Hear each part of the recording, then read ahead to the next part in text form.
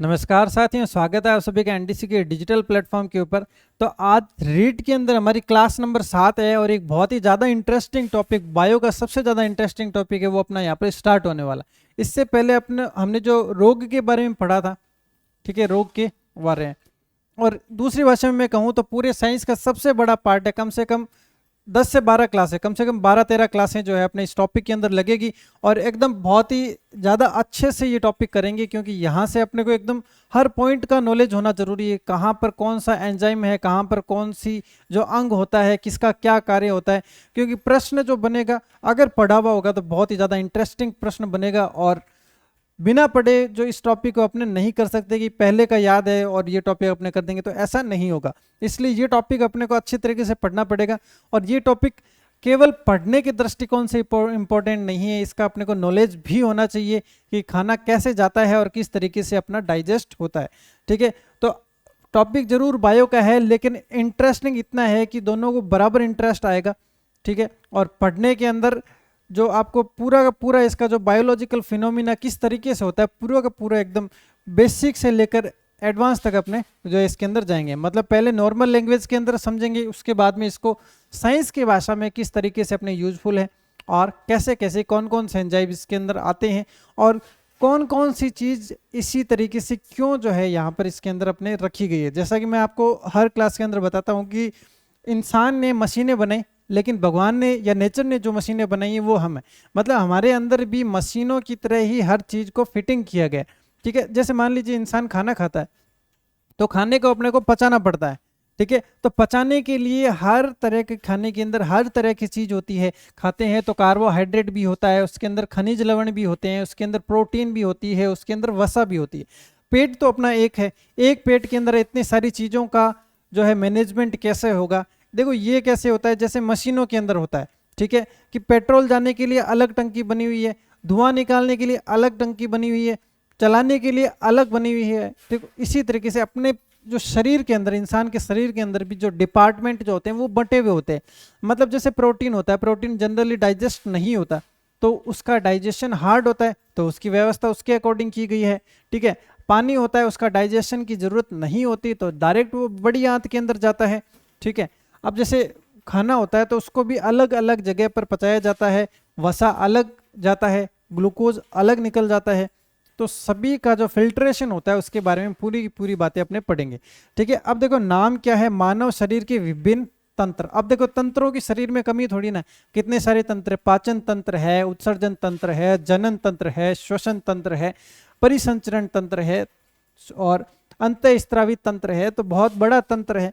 ठीक है, पूरा का पूरा एक सब्जेक्ट बनाया जा सकता है साइंस के अंदर। अगर एक अलग ब्रांच बनाना चाहें तो अंगों के ऊपर, तंत्रों के ऊपर पूरी की पूरी ब्रांच बनाई जा सकती है। जैसे पर्यावरण एक अलग ब्रांच है, पर्यावरण के ऊपर अलग से किताब लिखी जा सकती है। तो ये इतना बड़ा टॉपिक है कि पूरी की पूरी इसके ऊपर एक अलग सब्जेक्ट बनाया जा सकता है। ठीक है, तो अब देखो इसके अंदर कौन कौन से तंत्र अपने पढ़ने वाले हैं। देखो एक तो पढ़ेंगे श्वसन तंत्र,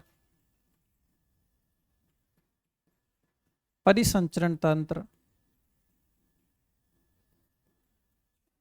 उत्सर्जन तंत्र, ठीक है, और पाचन तंत्र, जनन तंत्र, अंतःस्त्रावी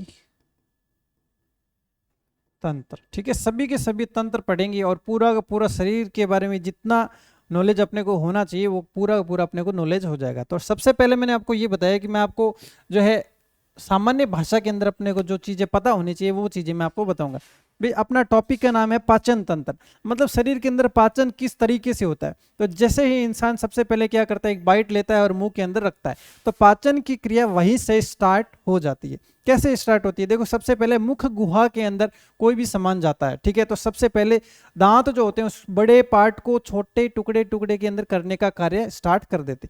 मतलब भौतिक कार्य जो है वो मुंह के अंदर ही स्टार्ट हो जाता है। मतलब भौतिक कार्य मतलब दिखने के अंदर बड़ा था, उसको अब छोटा कर दिया। ठीक है, अब उसके रासायनिक कार्य क्या होते हैं कि उसको अंदर ही अंदर पचाने का कार्य जो करते हैं वो उसका रासायनिक कार्य होता है।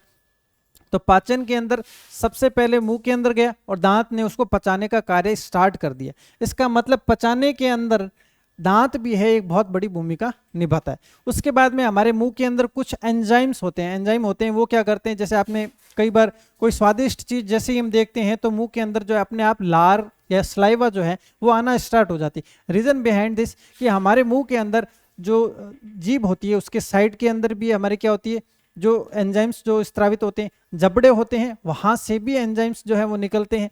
और जीभ के नीचे से जनरली जब टेस्टी कोई भी चीज देखते हैं तो आप देखते होंगे कि जीभ के नीचे से कोई ना कोई जो है वो स्लाइवा आना स्टार्ट हो जाता है। तो पाचन वहां से स्टार्ट हो जाता है। उसके बाद में क्या होता है, उसके छोटे छोटे टुकड़े मशीन के अंदर कर दिए जाते हैं। भाई इंसान भी क्या एक मशीन है, ठीक है। मशीन के अंदर छोटे छोटे टुकड़े दांतों की सहायता से कर दिए जाते हैं। फिर वो जाते हैं हमारे जो ग्रसनी के अंदर जाते हैं, मतलब गले से यहाँ तक जाना स्टार्ट होते हैं। तो उस कंडीशन के अंदर क्या होता है कि जो भोजन जो हमारा होता है वो क्रमाकुंचन गति करते हुए वो क्या जाता है, नीचे जाना स्टार्ट हो जाता है। मतलब ये गति का मतलब क्या होता है, ऐसा डायरेक्ट ही नहीं कि डायरेक्ट नीचे गिर गया, ऐसा नहीं होता। वो एक गति करना स्टार्ट, मतलब गति कैसे होता है देखो, ठीक है। जैसे ये वाली नली होती है तो इसके अंदर जैसे थोड़ा खाना, इसकी सहायता से ये नीचे जा रहा है, इसकी सहायता से ये नीचे जा रहा है, मतलब एकदम से नीचे नहीं जाता। आपने देखा होगा धीरे धीरे नीचे जाता है। अगर पानी पी लेते हैं तो थोड़ा सा फास्ट जो है वो नीचे जाना स्टार्ट हो जाता है, मतलब कि ग्रास नली से वो नीचे जाना स्टार्ट होता है। अब देखो, अब कहानी यहाँ पे एक अलग स्टार्ट होती है। पहले मुख गुहा के अंदर था, ठीक है, उसके बाद में ग्रास नली के अंदर गया, ठीक है, और उसके बाद में स्टमक के अंदर चला जाता है, मतलब पेट के अंदर चला जाता है, या फिर साइंस की भाषा में मैं अगर बोलूं तो अमाशय के अंदर चला जाता है। अब देखो ये अमाशय एक बड़ी कॉलेज की तरह है। इसके अंदर क्या है, इस कॉलेज के अंदर 3 डिपार्टमेंट बांटे गए, मतलब पेट के अंदर भी जो 3 डिवाइडेशन किए जाते हैं, ठीक है। पेट के अंदर खाना 5 से 6 घंटे वहां पर रहता है, वहां पर उसको अम्लीय माध्यम भी दिया जाता है, ठीक है। अम्लीय माध्यम जैसे मैंने आपको बताया कि HCl जो होता है वो क्या करता है, अम्लीय माध्यम देने का कार्य करता है, ठीक है। पेट में पाचन होने के बाद में, ठीक है, उसके बाद में वो कहाँ पर जाता है, उसके बाद में वो थोड़ा सा और आगे जाता है, ठीक है, और आगे जाता है, छोटी आंत में जाता है। तो छोटी आंत और पेट के बीच का जो रास्ता होता है वहां पर एक पित्ताशय जो होता है, मतलब लीवर के साथ में हमारे क्या जुड़ा हुआ है, पित्ताशय। अब पित्ताशय क्या करता है, पित्त रक्त का स्त्रवण करता है। भाई मैंने आपको क्या बोला, इंसान एक मशीन की तरह है। अगर अम्लीय माध्यम चाहिए पेट के अंदर मिल गया। अब अम्लीय माध्यम से हमारा काम नहीं हुआ, हमें तो क्षारीय माध्यम भी चाहिए। तो अब ये पित्ताशय क्या करता है, पित्त रस का स्त्रवण करता है, और ये पित्त रस है वो क्या करता है, क्षारीय माध्यम प्रोवाइड करवाता है। मतलब कि सब चीजों का इलाज है। अगर अम्लीय माध्यम चाहिए पेट के अंदर मिल जाएगा, ठीक है, मतलब पेट के अंदर उसका पाचन हो जाएगा। अब कोई ऐसा चीज है जो क्षारीय माध्यम में पाचन होता है, उसकी भी व्यवस्था पेट में कर रखी है भगवान ने, ठीक है, वो क्या करता है, पित्ताशय के द्वारा किया जाता है, ठीक है। अब यहाँ पर लगभग सारा काम हो जाता है। फाइनल काम कहाँ पर होता है, देखो छोटी आंत के अंदर जब भोजन जाता है ना, तो छोटी आंत नाम ही छोटी है, बाकी ये काफी ज्यादा बड़ी होती है, ठीक है, साइज के अंदर 7 से 8 मीटर की होती है। देखो इस तरीके से होती है। अब इसके भी 3 हिस्से होते हैं, ठीक है, 3 हिस्से होते हैं, अलग अलग डिवाइडेशन इसके बने हुए हैं। तो इसके अंदर क्या होता है कि जो भोजन का जितना भी कार्य हुआ है, मतलब जैसे क्या होता है, बोर्ड की जैसे कॉपियां चेक करनी होती है तो कॉपी चेक करने वाला अलग है, नंबर चढ़ाने वाला अलग है, लेकिन फाइनली जो रिजल्ट होता है ना उसको छांटने का कार्य कौन करता है, मेन बोर्ड करता है। अब छोटी आंत क्या करती है कि सारा सारा का सारा काम देखती है कि इतना प्रोटीन आया है इसका पाचन कर लो, इतना वसा है, कार्बोहाइड्रेट है, इसका पाचन कर लो। तो फाइनली जो काम जो होता है वो कौन करता है, वो अंतिम पाचन का अंतिम कार्य कहां पर होता है, छोटी आंत के अंदर होता है, छोटी आंत के अंदर, ठीक है, छोटी आंत। अब देखो छोटी आंत ने क्या कर लिया, पाचन तो खत्म कर लिया। अब बड़ी आंत का क्या कार्य है, बड़ी आंत करती है पानी का अवशोषण करने का कार्य कौन करती है, बड़ी आंत। जनरली आपने देखा होगा कि जब भी इंसान को पाचन में दिक्कत या फिर दस्त होना, ठीक है, ये जब होता है तो ये किससे संबंधित होता है, वो होता है पानी से संबंधित होता है, ठीक है। जब भी पानी की दिक्कत होती है तो अपने को ये होने लगता है, ठीक है। तो ये क्यों होता है, ये होता है बड़ी आंत के अंदर समस्याओं के कारण। तो टोटल मिलाकर देखो ये इतना फिनोमिना है, अपने को साइंस की भाषा में पढ़ना है, इसको 2 से 3 दिन अपने को पढ़ने के अंदर लगेंगे, ठीक है। ये अब मैंने आपको नॉर्मली जो बता दिया कि किस तरीके से अपने शरीर के अंदर खाने का पोषण होता है। अब इसको पढ़ते हैं अपने की साइंस की भाषा के अंदर, इसका जो है वो किस तरीके से अपने पेपर में पूछा जाएगा। देखो मानव शरीर के विभिन्न अंग, अब इन अंगों को दो भागों में इसने बांटा हुआ है। ठीक है, देखो कौन से दो भाग है, एक है आहार नाल, ठीक है, और एक है पाचन ग्रंथियां। ठीक है, आहार नाल का मतलब क्या होता है, मुख से लेकर जहां तक पाचन होता है ये तो हो जाएगा आहार नाल। अब इसके अंदर केवल आहार नाल के अंदर ही पाचन नहीं होता है, कुछ ग्रंथियां भी होती है, कुछ एंजाइम स्त्रवण होता है जिसके फल स्वरूप भोजन का पाचन होता है। तो इसके अंदर क्या होती है, पाचन ग्रंथियां भी होती है। ठीक है, अब देखो यहाँ पर एक चित्र दिखाया गया है और पूरे की पूरी चीजें अपने को समझाई गई है। ठीक है, अब देखो यहाँ पर क्या है, मुख गुहा। गुहा का मतलब क्या होता है, कैविटी होती है, मतलब खाली जगह है। ठीक है, तो मुख जो होता है अपनी खाली जगह, एक मुख गुहा, यहां से क्या करता है, भोजन एंटर करता है। ठीक है, उसके बाद में ये देखो यहां पर पाचन होने के बाद में ये ग्रसनी के अंदर जाता है, ग्रसनी के अंदर। ठीक है, यहां पर भोजन चला जाता है। उसके बाद में देखो यहां पर देखो ये क्या है, ये है अपना अमाशय। ये क्या है, ये है अपना यहां तक अपना क्या है, अमाशय होता है। ठीक है, अब देखो यहां पर क्या होता है, ये देखो यहां पर ये लीवर और पित्ताशय, ये थोड़ा सा नीचे होता है, यहाँ पर बराबर में दिखाया गया, थोड़ा सा इसके अंदर क्या होता है, थोड़ा सा नीचे की तरफ होता है। ठीक है, उसके बाद में देखो ये कहाँ पर होता है, ये यहाँ पर होता है, लगभग लगभग यहाँ पर होता है। उसके बाद में देखो ये जो भोजन मैंने आपको बताया कि जो अपना स्टमक होता है, पेट होता है, पेट के बाद में छोटी आंत के अंदर जाता है, तो छोटी आंत और उसके बीच का जो एरिया होता है उसको क्या बोलते हैं, हम बोलते हैं ग्रहणी। ठीक है, उसके बाद में देखो यहाँ पर ये सब क्या है, ये छोटी आंत है।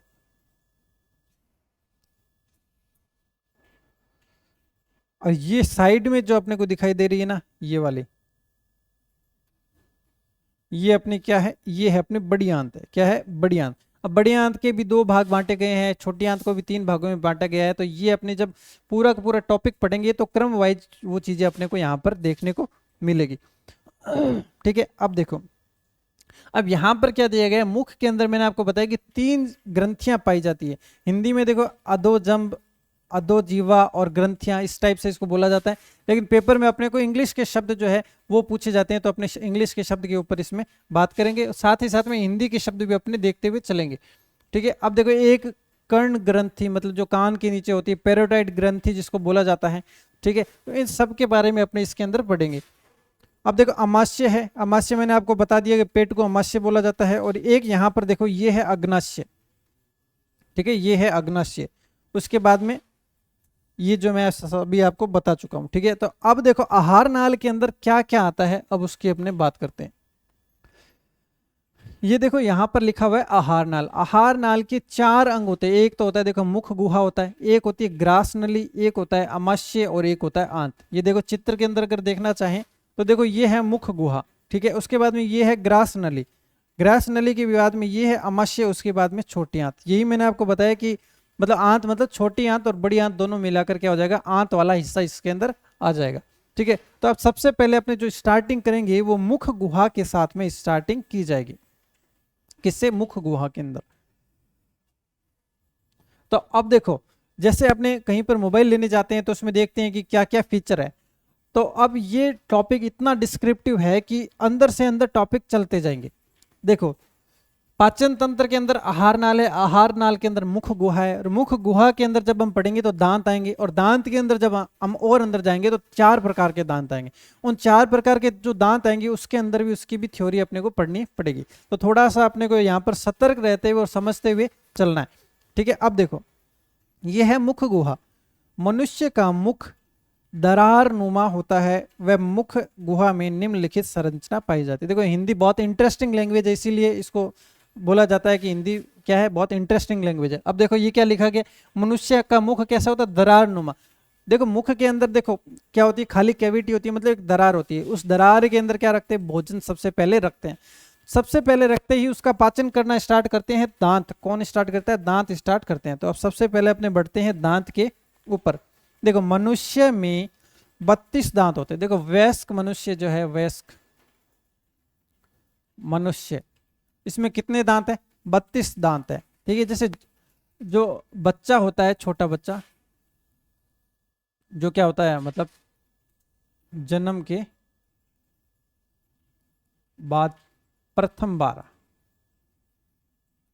जन्म के बाद जब प्रथम बार उसको दांत आते हैं तब उसके मुख के अंदर कितने दांत होते हैं, उसके मुख के अंदर टोटल मिलाकर 20 दांत उसके अंदर होते हैं। ठीक है, अब देखो मनुष्य के अंदर जो वयस्क होता है उसमें कितने दांत है, 32 दांत होते हैं। देखो 32 दांत जो होते हैं ना, ये भी इसका भी डिवाइडेशन है, 16 ऊपर हो जाएंगे 16 नीचे हो जाएंगे। ठीक है, उसके बाद में जो अपना मुख जो है इसके इस साइड में जो बीच वाला दांत है इसके इस साइड में कितने हो जाएंगे, 8 दांत, और इसके इस साइड में 8 दांत हो जाएंगे। नीचे भी वही स्टोरी है, नीचे वाले जो मध्य का दांत है उसके एक साइड 8 दांत, एक साइड 8 दांत होते हैं। ठीक है, अब दांत के 4 प्रकार होते हैं, 4 प्रकार होते हैं। ठीक है, 4 प्रकार होते हैं।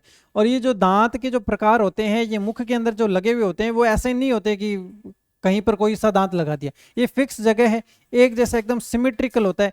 बीच वाले दांत के इस साइड और इस साइड भी ये क्या होता है, एकदम सिमेट्रिकल होता है, मतलब एक जैसा होता है। ठीक है, अब देखो इसके अंदर मनुष्य में कितने दांत, 32 दांत होते हैं, 16 ऊपरी जबड़े में व 16 निचले जबड़े में होते हैं। मुख के एक जबड़े में बाईं तरफ 8 और दाईं तरफ कितने, 8 दांत होते हैं। ठीक है, इस तरीके से इसके अंदर होता है। अब देखो पिछले जो पेपर है उसके अंदर एक फॉर्मूला पूछा था। ठीक है, यूं लिखा हुआ गया 2 3 2 2, इस तरीके से क्या एक फॉर्मूला पूछा गया था, तो ये फॉर्मूला भी अपने इसके अंदर जो है यहां पर आएगा। अब देखो मनुष्य में 4 प्रकार के दांत होते हैं, ये दांत के प्रकार आपको याद होंगे क्लास 7 के अंदर, क्लास 7 मतलब 7वीं क्लास के अंदर जो है ये अपने आने स्टार्ट हो गए थे, और हमारे जो है 7वीं के अंदर ही जो है जनरली इसको याद करवा दिया जाता है। नाम के जो है बिल्कुल संस्कृत टाइप के नाम है, अपने को याद करने इसमें।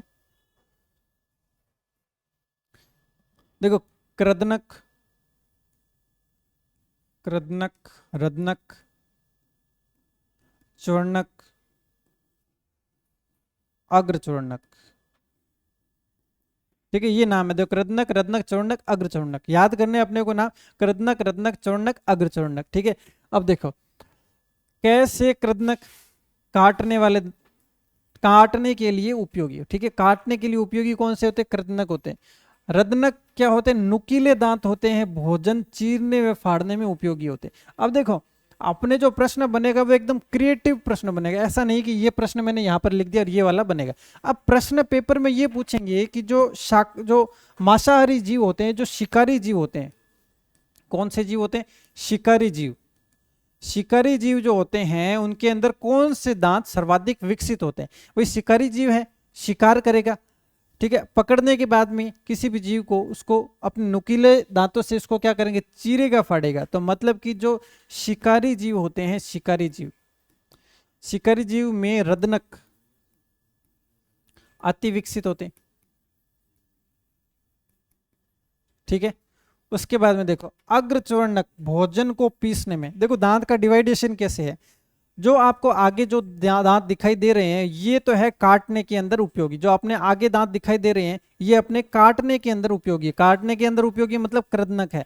ठीक है, उसके बाद देखो यहाँ पर एक तीखा दांत दिखाई दे रहा है। ठीक है, जो इंसान के अंदर तो कम विकसित होता है, लेकिन जानवर के अंदर बहुत बड़े बड़े दांत पाए जाते हैं। इसका मतलब वो क्या है, वो काटने के अंदर, वो किसी भी चीज को चीरने फाड़ने के अंदर अत्यधिक उपयोगी है, तो उसको क्या बोलते हैं, रदनक बोलते हैं। उसके बाद में देखो अग्रचूर्णक, मतलब कि इस नुकीले दांत के पीछे साइड में जो दांत पाए जाते हैं, ठीक है, उन दांतों को क्या बोलते हैं, उस दांतों को बोलते हैं अग्रचूर्णक। ठीक है, और जो झाड़ बोलते हैं जो एक उम्र के बाद में आती है उसको बोलते हैं हम चूर्णक। अब ये देखो ये चूर्णक और अग्रचूर्णक अपना भोजन को पीसने का काम करते हैं, क्या करते हैं, भोजन को पीसने का कार्य करते हैं। ठीक है, अब देखो इसके अंदर देखो, ये देखो इसका फॉर्मूला क्या दिया गया, 2 1 2 3/2 1 2 3। अब देखो इसका फॉर्मूले का मतलब क्या है, सबसे पहले मैं आपको ये बताता। देखो कृतनक दांत है, ये कैसे दिया गया है, मुख के अंदर दाईं साइड वाले और बाईं साइड वाले आपस में सिमेट्रिकल होते हैं, तो दाईं साइड वाले ये दिए गए। देखो सबसे पहले 2 दिए गए, तो कृतनक दांत जो यहाँ पर बीच वाला दांत दिखाई दे रहा है और नुकीले दांत के बीच में कितने हैं, 2 दांत है, तो ये हो गया कृतनक दांत। उसके बाद में देखो रदनक, रदनक वो दांत होते हैं जो चीरने फाड़ने के अंदर काम आते हैं। ठीक है, तो देखो इस साइड में कितने दांत है, एक दांत जो है वो नुकीला वाला दिखाई दे रहा है, इसलिए यहां पर 1 लिखा गया। उसके बाद में अग्रचूर्णक, अग्रचूर्णक मतलब कि जो नुकीले दांत के आगे जो 2 दांत है वो कौन से हमारे, वो अग्र चूर्णक है, और उसके बाद में जो दांत है 3 वो क्या है अपने चूर्णक है। ठीक है, अब ये किस तरीके से दिया गया है, बस ये दिया गया है दाएं दाएं या बाएं। ठीक है, दांतों की संख्या। ठीक है, देखो 21 33 अपॉन 21 23 ये अपने को याद रखना है। और बच्चों के अंदर 2102 2102 ये 2102 क्यों होते हैं, इसका रीजन ये है कि बच्चों के अंदर कौन से दांत नहीं होते, अग्र चवर्णक जो दांत है वो बच्चों के मुख के अंदर नहीं होते, इसलिए 2102 जो है वो बच्चों के अंदर होते हैं, और वयस्क के अंदर 21-23 जो है इसका फॉर्मूला होता है। अब उसके बाद में देखो चूहा क्या करता है, चूहा किसी भी चीज को काटने का काम करता है, काटने का काम करता है, उसका मतलब कृतनक दांत उसके अंदर सबसे ज्यादा विकसित होंगे। शेर क्या करता है, शिकार करने का काम करता है, तो शिकार करने के अंदर चीरने फाड़ने का जो काम सर्वाधिक रहता है। चीरने फाड़ने का मतलब जो ये तीखे वाले दांत होते हैं ना वो सबसे ज्यादा उसमें पाए जाते हैं। मतलब कृतनक जो रदनक है वो शेर के अंदर, मतलब मांसाहारी जीवों के अंदर कौन से रदनक दांत अधिक विकसित होते हैं, और चूहे के अंदर काटने वाले दांत मतलब कृतनक दांत सर्वाधिक विकसित होते हैं। ठीक है, अब देखो जो मांसाहारी जीव है उसके अंदर आगे वाले जो दांत होंगे वो तीखे देखने को मिलेंगे। ठीक है, अब जनरली इंसान क्या करता है, इंसान, ठीक है, इंसान भी मांसाहारी होता है।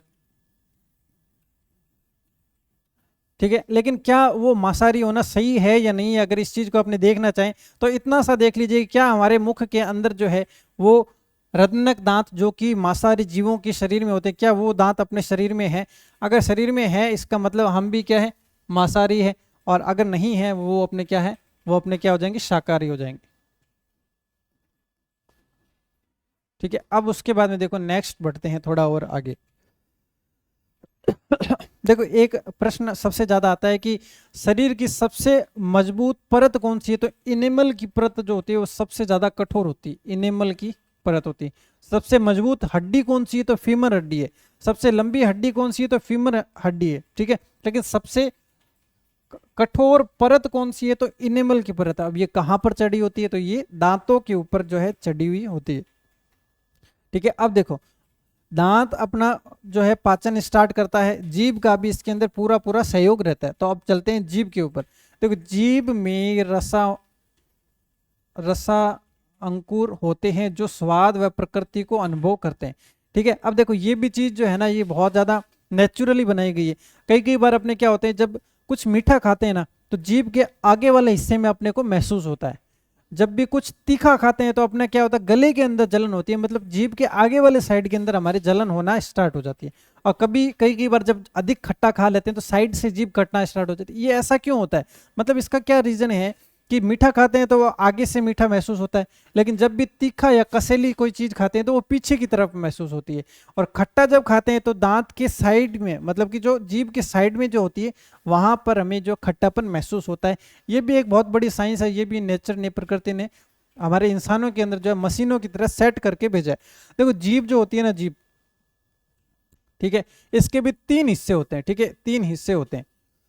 देखो एक तो हिस्सा होता है ये आगे वाला, जब भी मीठा खाएंगे ना तो यहाँ पर हमें सबसे ज्यादा महसूस होगा। मतलब आगे वाला हिस्सा जो है वो किसको सपोर्ट करता है, मीठेपन को शो करता है। ठीक है, अब देखो जब भी कोई तीखी चीज हम खाते हैं तो हमें महसूस कहाँ पर होती है, जीभ के पिछले हिस्से में। मतलब कि जीभ का पिछला हिस्सा क्या प्रदर्शित करता है, वो ये प्रदर्शित करता है कि कुछ ना कुछ कड़वा जब भी महसूस होता है तो वो पीछे की साइड जो है महसूस होता है। ठीक है, अब देखो एक चीज, कई कई बार हम बहुत ज्यादा खट्टी चीजें खा लेते हैं तो अपनी जीभ कट जाती है। तो ज्यादातर आपने महसूस किया होगा कि अधिक खट्टा खाने के कारण से जीभ जनरली हमारी जो साइड होती है वो साइड से कट जाती है, क्योंकि खट्टेपन का जो प्रदर्शित करने का कार्य जीभ का ये साइड जो होती है साइड वो करती है। ठीक है, अब देखो जिह्वा के अगले भाग में मीठा, पीछे भाग में कड़वा व किनारों पर खट्टा महसूस होता है। ठीक है, तो ये अपना क्या है, जीभ का फीचर है कि जीभ के अंदर भी मीठापन खट्टापन जो है वो अलग अलग जगह पर महसूस होता है। उसके बाद में देखो ग्रास नली, ग्रास नली बोल दो या ग्रसनी बोल दो। देखो यहां पर देखो ये जो है अब यहां पर हम पहुंच चुके हैं कि भोजन जो है वो नीचे कैसे पहुंचता है। देखो भोजन को क्रमांकुचन गति द्वारा आगे बढ़ने का कार्य करती है। भोजन कैसे, ऐसे नहीं है कि यहाँ पर भोजन मुंह के अंदर खाया और पीछे एकदम जैसे छत से इंसान गिरता है वैसे जो है खाना गिर गया, वैसा नहीं होता। खाना जो शरीर के अंदर जब जाएगा तो ग्रसनी के माध्यम से जाएगा। प्रश्न पेपर में आता है कि ग्रसनी में किस प्रकार की गति होती है। तो ग्रसनी के अंदर जो या ग्रास नली जो होती है उसके अंदर जो हमारी गति होती है वो क्रमांकुचन गति होती है। तो गति का नाम याद रखना, कौन सी गति होती है।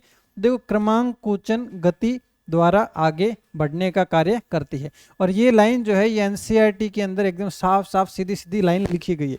और जहाँ जितना भी यहाँ पर आपको लिखा हुआ दिखाई दे रहा है एज इट इज साइंस की जो बुक है अपनी, वहां से ये जो है कॉपी किया गया। ठीक है, अब देखो, अब यहां से देखो मेन स्टोरी स्टार्ट होती है। ठीक है, अमाशय मेन अपना काम कौन करता है। ये तो देखो साइड वाले काम थे, छोटे छोटे काम थे वो इन्होंने कर दिए कि भोजन को टुकड़ों में तोड़ दिया, भोजन को नीचे पहुंचाना ग्रास नली ने कर दिया। अब मेन ऑफ द मैच जो है ना, मेन जो गेम जिताने का कार्य करेगा ना, वो करेगा हमारा अमाशय। ठीक है, अमाशय जो है अब इसके बारे में पढ़ते हैं। देखो अमाशय की दीवारों में अनेक ग्रंथियां पाई जाती है जिसे जठर ग्रंथियां कहते हैं। ठीक है, अमाशय देखो जठर का मतलब पेट होता है। और पिछले वीडियो में हमने देखा था कि जठर से संबंधित एक बीमारी पढ़ी थी हमने, जिसके अंदर जो है गैस की प्रॉब्लम होना, पेट में जलन होना स्टार्ट हो जाता है। उससे संबंधित जो है वो सारे के सारे जवाब यहाँ पर अपने को मिलने वाले।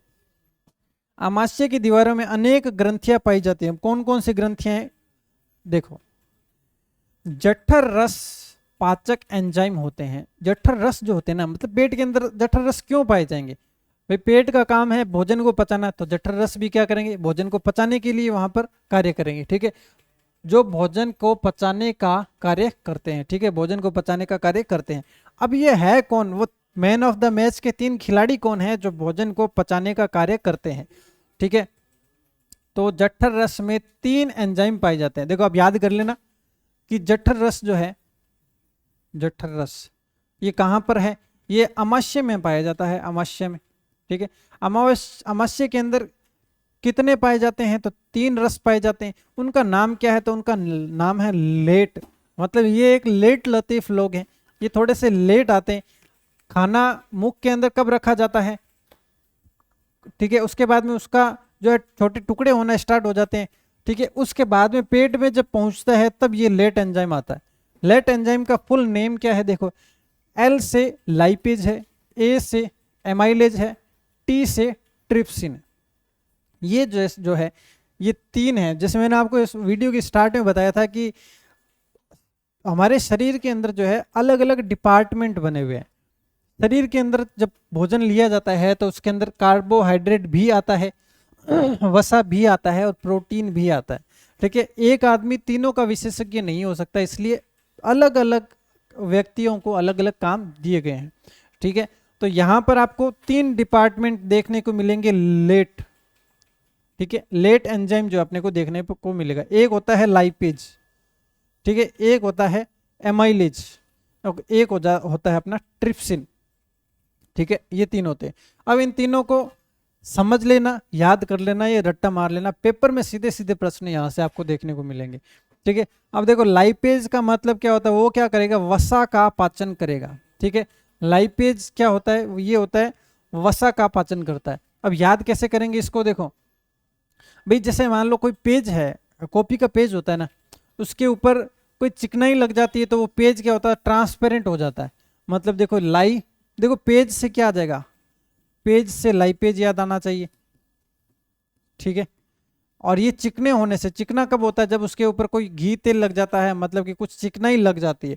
चिकनाई लगने का मतलब क्या हो गया, वसा। तो वसा का पाचन कौन करता है, लाइपेज करता है। ठीक है, वसा का पाचन कौन करता है, तो वो लाइपेज जो है वो वसा का पाचन करता है। उसके बाद में देखो पहले तो ये देखो ट्रिप्सिन, ट्रिप्सिन क्या करता है, ट्रिप्सिन प्रोटीन का पाचन करता है। ट्रिप्सिन किसका पाचन करता है, प्रोटीन का पाचन करता है। तो याद कैसे करेंगे, ये देखो ये प्रोटीन में टे है, ट्रिप्सिन में टे है। और आपको अगर पहला जो टॉपिक था अपना, अगर आपने वो टॉपिक देखा है तो मैंने आपको प्रोटीन को याद ही कैसे करवाया, प्रोटीन में मैंने आपको याद ही टीन से करवाया। मैंने कहा मुझे तो जो है प्रोटीन और विटामिन में अंतर समझ नहीं आता, तो मैंने क्या किया, प्रोटीन को याद करने के लिए मैंने उसके अंदर टीन याद कर लिया। तो टे से प्रोटीन, टे से ट्रिप्सिन, तो ट्रिप्सिन के अंदर तो कोई डाउट रहना ही नहीं चाहिए, एकदम याद क्या रट्टा मार हो जाना चाहिए एकदम, ठीक है। उसके बाद में देखो लाइव पेज, जब भी मैं पेज शब्द देखता हूं ना, मैं पेज देखूंगा तो मुझे याद आएगा कि पेज जो है वो कैसा है, चिकना चिकना। चिकना कब होता है, जब उसके ऊपर वसा घी तेल लग जाता है, ठीक है। तो वसा का पाचन कौन करता है, लाइव पेज करता है। कौन करता है, लाइव पेज करता है, ठीक है। उसके बाद में देखो एमाइलेज, ठीक है। एमाइलेज जो है वो मंड या स्टार्च या फिर बोले कार्बोहाइड्रेट, कार्बोहाइड्रेट मतलब जो जनरली जो है अपने को ताकत देने का जो कार्य करता है ना, वो होता है अपना कार्बोहाइड्रेट। तो कार्बोहाइड्रेट का पाचन कौन करता है, एमाइलेज,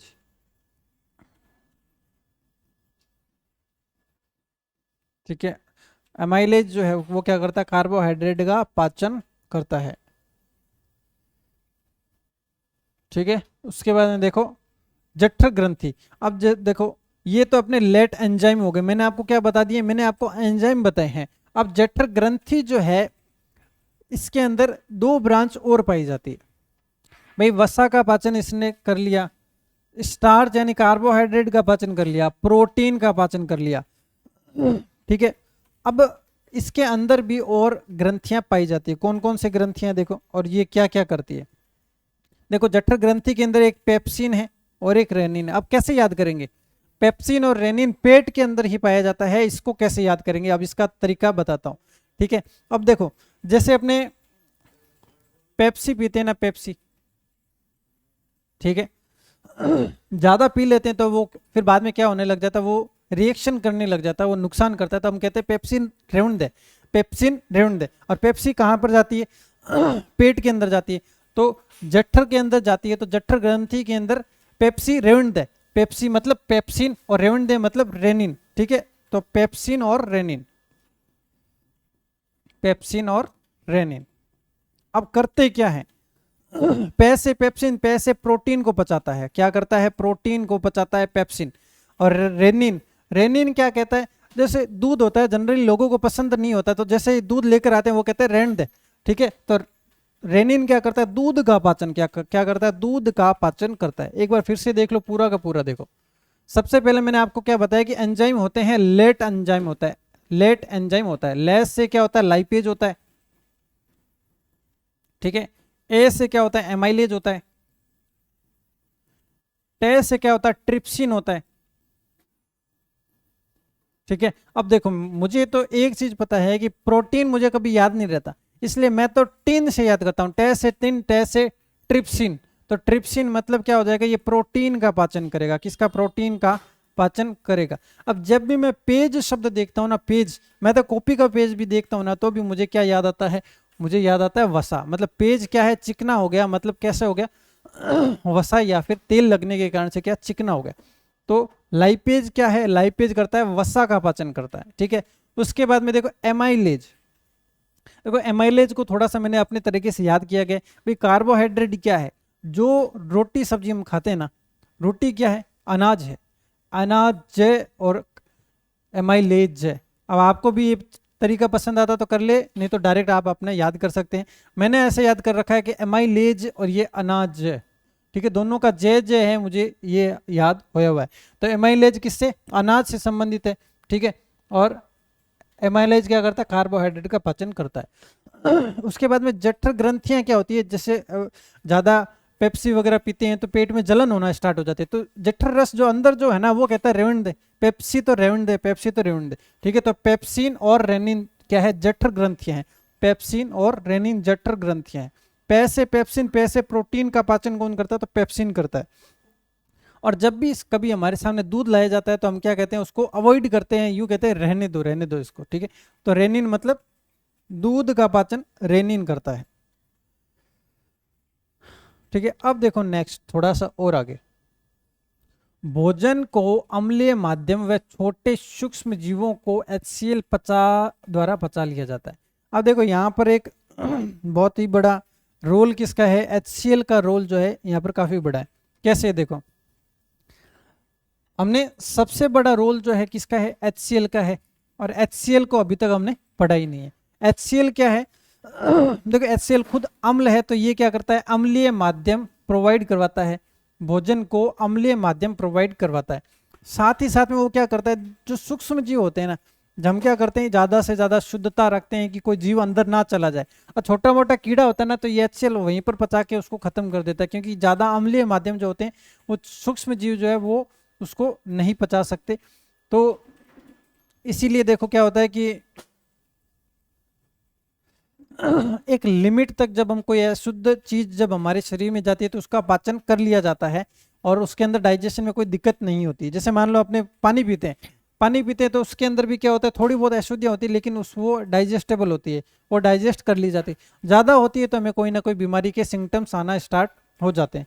ठीक है, तो प्रोटीन जो अम्लीय माध्यम जो होता है वो कौन देता है, HCl देता है, और छोटे छोटे सूक्ष्म जीवों को पचाने का कार्य भी कौन कर लेता है, HCl द्वारा पचा लिया जाता है।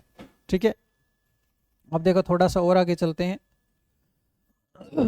अब अगर आप स्टार्टिंग से क्लास देख रहे हैं तो मैं फर्स्ट क्लास से आपको बता रहा हूँ कि शरीर के अंदर सबसे ज्यादा मुश्किल जो काम होता है वो प्रोटीन को पचाना होता है। ठीक है, प्रोटीन को पचाना क्या है, बहुत ही टेढ़ा काम है, बहुत ही मुश्किल काम है। इसीलिए मैंने आपको बताया था कि प्रोटीन का पाचन शरीर में 3 जगह पर होता है। सबसे पहले जो होता है पेट में होना स्टार्ट होता है, फिर छोटी आंत के अंदर होता है। ठीक है, तो इस तरीके से अब ये देखेंगे कि फिर प्रोटीन को किस तरीके से पचाया जाता है, क्या तरीका है कि प्रोटीन को पचाया जा सके। देखो अगली लाइन क्या है, प्रोटीन पाचन में मुश्किल होती है, इसलिए प्रोटीन को 3 हिस्सों में, प्रोटीन का पाचन जो है वो 3 हिस्सों के अंदर होता है। अब देखो यहां से थोड़ी सी आपको चीज जो है वो हार्ड जरूर लग सकती है, लेकिन छोड़ना नहीं है, ये चीज छोड़नी नहीं है, क्योंकि ये थोड़ी सी डेप्थ के अंदर चीज है। अगर पेपर का थोड़ा सा भी लेवल अच्छा आया ना, तो प्रश्न आपको थोड़ा सा अंदर से पूछेंगे, तो अंदर वाली जगह यहीं पर है। ठीक है, इस टॉपिक में सबसे ज्यादा जो डेप्थ के अंदर चीज पूछी जाती है ना, तो प्रोटीन से संबंधित पूछा जाता है कि प्रोटीन का जो पाचन है वो किस तरीके से होता है, 3 जगह पर होता है, वो 3 जगह कौन कौन सी है। ठीक है, और कौन कौन इसका पाचन करता है। ठीक है, तो यहां से आपको छोड़ते हुए आगे नहीं चलना, इसको याद करके ही निकलना आगे। ठीक है, अब देखो प्रोटीन का पेप्सिन की सहायता से पेप्टाइड में, आपने अभी पढ़ा था कि जो पेप्सिन है प्रोटीन का पाचन करता है, तो डायरेक्ट पाचन नहीं करता ये पेप्सिन क्या करता है, इसको पेप्टाइड में बदल देता है। किस में बदलता है, देखो यहां पर देखो एक डायग्राम है, प्रोटीन यहां पर पेप्सिन की उपस्थिति में इसको पेप्टाइड में बदलता है, पेप्टाइड में। ठीक है, अब पेप्टाइड किस में बदल जाता है, ट्रिप्सिन, ट्रिप्सिन की सहायता से पेप्टोन में बदल जाता है, पेप्टोन में बदल जाता है। अब पेप्टोन इरेप्सिन की सहायता से अमीनो अम्ल में बदल जाता है। मतलब याद क्या करना है, प्रोटीन जो है वो किस में बदल जाता है, वो बदलता है फाइनली अमीनो अम्ल के अंदर बदल जाता है। कैसे बदलता है, सबसे पहले प्रोटीन होता है, पेप्सिन की सहायता से पेप्टाइड में बदलता है। किस में बदलता है, पेप्टाइड में बदल देता है। ठीक है, अब पेप्टाइड ट्रिप्सिन की सहायता से पेप्टोन में बदल जाता है, और पेप्टोन फाइनली अमीनो अम्ल में बदल जाता है। याद रखना है कि प्रोटीन जब कन्वर्ट होता है तो प्रोटीन किस में कन्वर्ट होता है, वो प्रोटीन फाइनली जो कन्वर्ट होता है वो होता है अमीनो अम्ल के अंदर बदल जाता है। ठीक है, इतना सा याद कर लेना कि protein finally convert into amino acid. इतना सा याद कर लेना कि प्रोटीन फाइनली किस में चेंज होता है, तो अमीनो एसिड के अंदर चेंज होता है। और अगर ये याद कर सको तो वेल एंड गुड है। ठीक है, उसके बाद में देखो प्रोटीन है, पेप्सिन की उपस्थिति में पेप्टाइड में बदल जाता है, पेप्टाइड ट्रिप्सिन की उपस्थिति में पेप्टोन में बदल जाता है, और पेप्टोन एमिनो एसिड के अंदर परिवर्तित हो जाता है। ठीक है,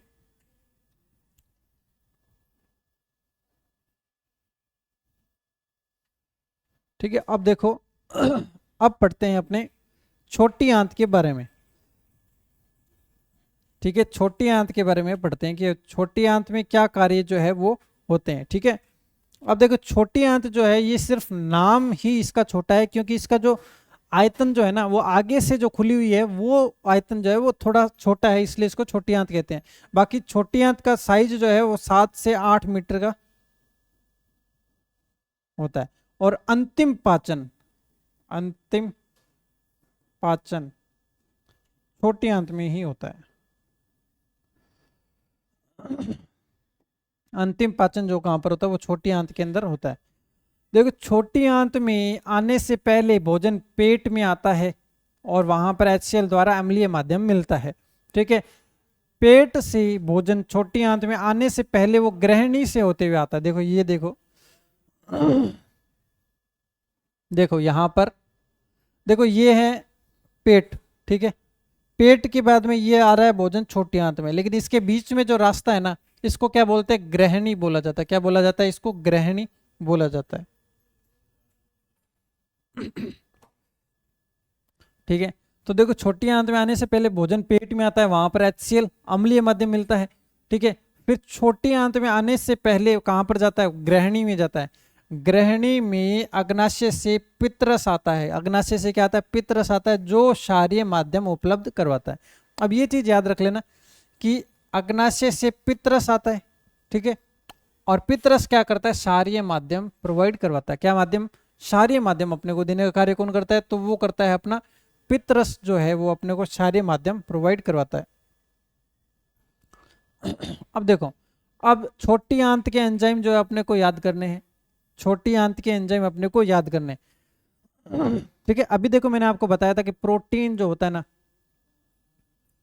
ठीक है, वो एक इरेप्सिन शब्द पढ़ा होगा आपने, इरेप्सिन।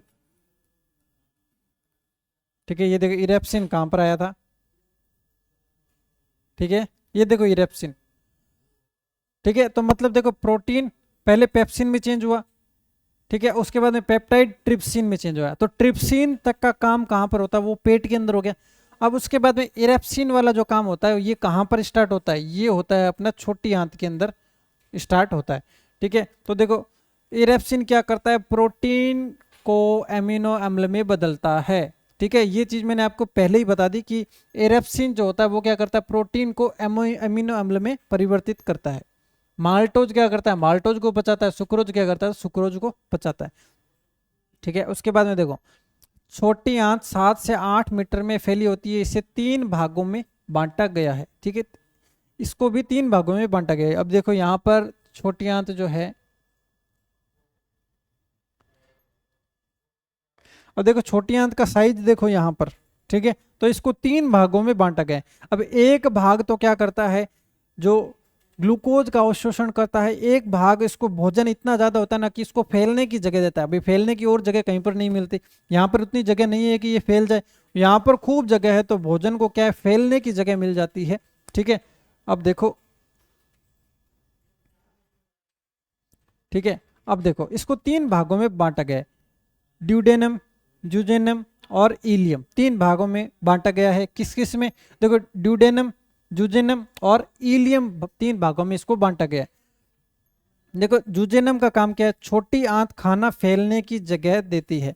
ठीक है, खाना फैलने की जगह कौन देता है, तो जुजेनम जो है ये खाने को फैलने की जगह देता है। और इलियम क्या है, ये है भोजन का अवशोषण अर्थात ऊर्जा संग्रहण कर लेता है। भाई भोजन क्यों करते हैं, भोजन इसलिए करते हैं कि जो अवशोषण जो है ऊर्जा का हम कर सके। तो फाइनली अवशोषण कहां पर हो रहा है, छोटी आंत में हो रहा है। और ज्यादा डीप में पूछा जाए, छोटी आंत ऑप्शन में ही नहीं है। ठीक है, तो देखो 3 ऑप्शन ये दे देंगे, चौथा ऑप्शन बड़ी आंत दे देगा। तो अपने को याद रखना है कि फाइनली भोजन के पचने का काम कौन करता है, इलियम करता है। कौन करता है, फाइनली भोजन का अवशोषण कौन करता है, लास्ट में भोजन का अवशोषण कर लेता है। एनर्जी अपने पास में आ गई। अब एनर्जी जो है पूरे शरीर में सप्लाई की जाती है। तो ऊर्जा का अवशोषण करने का कार्य कौन करता है, तो वो करता है इलियम करता है। ठीक है, तो यहां तक अपना क्या हो गया, छोटी आंत जो है कंप्लीट हो चुका है। अब जो बड़ी आंत से जो होगा वो पूरा का पूरा जो अपने करेंगे नेक्स्ट क्लास के अंदर। तो यहाँ तक जितनी भी मेन चीज़ें हैं वो आपको अच्छी तरीके से बिल्कुल कंठस्थ करनी है। कौन से एंजाइम हैं, कौन से हार्मोन हैं, अपने अपने तरीके से आप अपनी ट्रिक बना सकते हैं। ठीक है, तो मिलते हैं नेक्स्ट वीडियो में। Thank you.